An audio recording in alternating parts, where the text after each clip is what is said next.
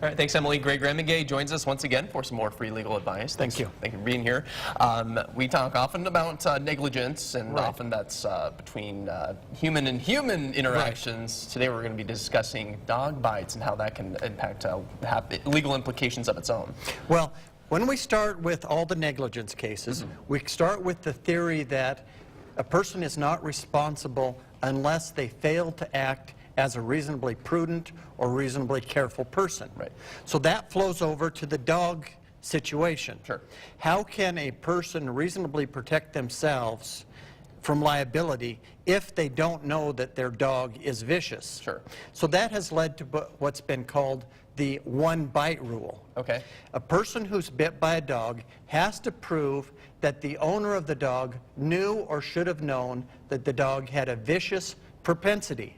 That means that the dog could react violently and could bite somebody or attack them. Okay.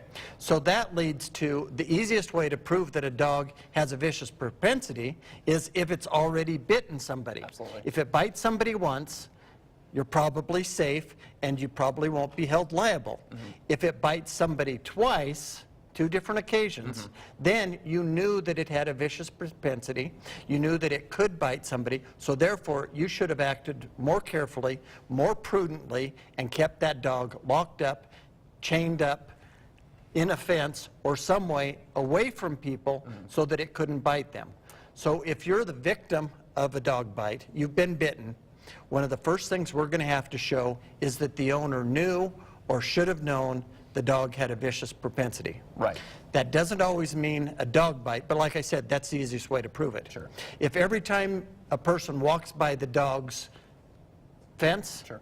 it lunges at the fence, chews through the fence, tries to stick its head out and bites, the owner should know that the dog has a vicious propensity and could bite somebody, Right. so should take extra care.